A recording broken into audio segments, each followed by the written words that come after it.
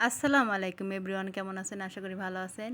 আমি এখানে তিল নিয়ে নিয়েছি ১ কেজি পরিমাণ তিলগুলো আমি ভালো করে ধুয়ে নিয়েছি।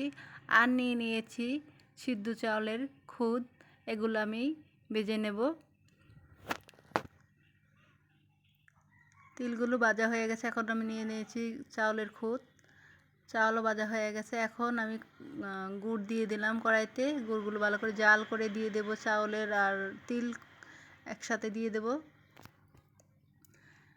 দিয়ে ভালো করে উল্টে পাল্টে নেব।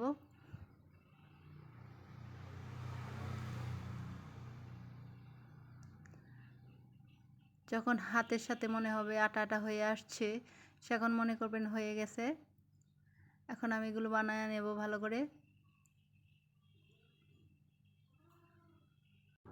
দেখুন আমার বানানো হয়ে গেছে, কি সুন্দর দেখা যাচ্ছে, খেতে অনেক মজা হয়।